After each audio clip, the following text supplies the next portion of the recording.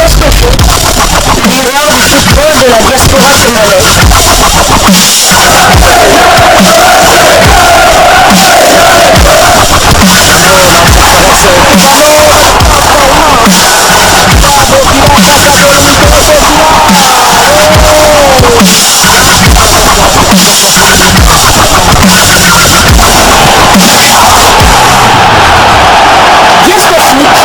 Le miroir du football de la diaspora congolaise. Vous êtes sur Gasco Foot, le miroir du football de la diaspora congolaise. Gasco Foot vous dit bonjour, tout plaisir est pour nous de vous retrouver, mais surtout de savoir que vous êtes nombreux en train de suivre votre chaîne YouTube dédiée uniquement aux footballeurs de la diaspora congolaise. C'est l'heure de partager avec vous quelques news que nous avons pu récolter pour vous, des news concernant un binational congolais qui pourrait, pourquoi pas, renforcer la tanière des léopards de la République démocratique du Congo. Ce sujet nous emmène du côté de UK, United Kingdom, l'Angleterre. La République démocratique du Congo a 2 pas de se qualifier pour la prochaine CAN qui aura lieu du côté de la Côte d'Ivoire. Et elle n'aura donc besoin que d'un petit point face au Soudan lors du match de la 6e et dernière journée le 9 septembre prochain. Et pour les éliminatoires de la Coupe du Monde 2026 qui aura lieu simultanément au Mexique, aux États-Unis ainsi qu'au Canada, la République démocratique du Congo devrait être très costaud pour éliminer les derniers vainqueurs de la dernière Coupe d'Afrique des Nations, les Lions de la Teranga, qui seront bien évidemment menés par un Sadio Mané. Pour y parvenir, il faudra donc renforcer la tanière des léopards, non seulement en quantité, mais surtout en qualité. Nous poursuivons donc notre tour d'horizon des binationaux susceptibles d'apporter un plus à la sélection nationale des binationaux, dont le sélectionneur manager Sébastien Desabre a donc déjà pris langue pour pouvoir les convaincre à rejoindre l'équipe nationale de la République démocratique du Congo. Après donc Esri Konsa, défenseur central d'Aston Villa, ainsi que Aaron Wan Bissaka, arrière droit de Manchester United, nous vous proposons ce jour Axel Tuanzembe, défenseur central. Alors, qui est Axel? Axel Tuanzembe est un binational anglo-congolais né un certain 14 novembre 1997 à Bunia, en République démocratique du Congo. Il évolue au poste de défenseur central. Il va donc totaliser 26 ans. Il mesure 1m85, vous l'avez compris, c'est donc un défenseur géant. Alors, il a débuté sa carrière professionnelle, sa carrière pro depuis 2017. Son pied fort reste le pied droit. Nous allons donc donner un peu plus de détails sur ce joueur, son parcours en professionnel.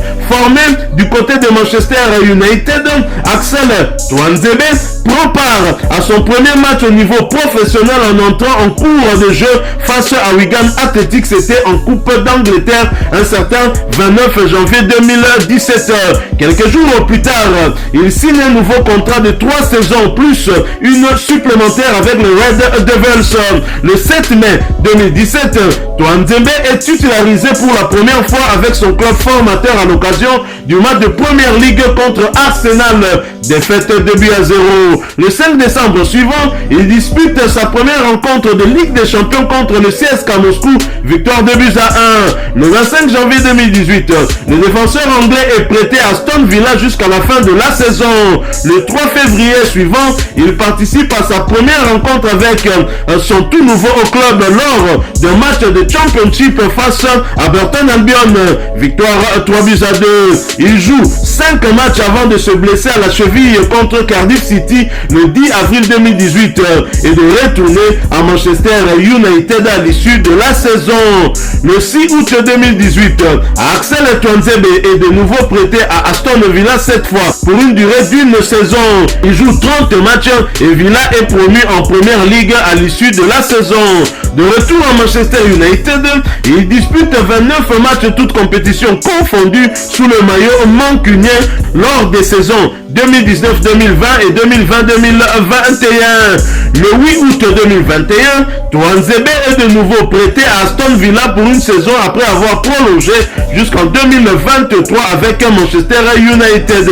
Le 8 janvier 2022, il est prêté jusqu'à la fin de la saison sans option d'achat du côté de Naples en Serie A italienne. Après un début de saison où il n'a joué aucun match avec Manchester United, il est à nouveau prêté du côté de Stoke City pour finir la saison. Le 16 juin 2023, après un prêt à Stoke City où il n'aura joué que 5 matchs, Manchester United annonce que le contrat de Tuanzebe ne sera pas renouvelé et quitte donc son club formateur, libre de signer avec n'importe quel club.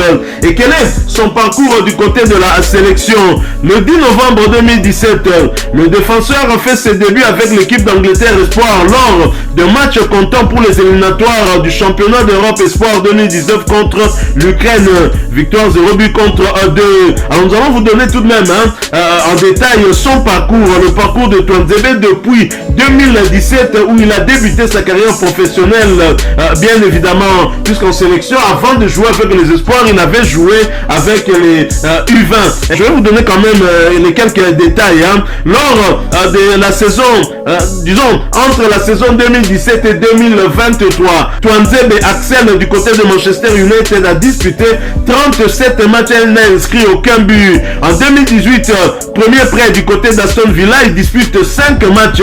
La saison 2018-2019, toujours Aston Villa prêté pour une saison, il joue 30 matchs pour aucun but inscrit. La saison 2021-2022 du côté d'Aston Villa, il dispute 11 matchs pour 0 but inscrit. Tuanzebe a donc disputé 46 matchs avec Aston Villa, plus de matchs donc avec le club où il a été prêté qu'avec son club formateur. Alors du côté de Naples en Serie A italienne où il est prêté en 2022, Tuanzebe ne dispute que 2 matchs et n'inscrit aucun but. En 2023, il est prêté du côté de Stoke City où il a disputé 5 matchs et n'a inscrit aucun but. En sélection nationale en 2016, il joue avec les U19 anglais pour 2 matchs joués, 0 but inscrit. Lors de la saison 2016-2017, il joue avec les U20 anglais, 9 matchs disputés, 0 but inscrit. En 2017, il joue avec l'équipe nationale anglaise Espoir, 1 match joué, 0 but inscrit. Axel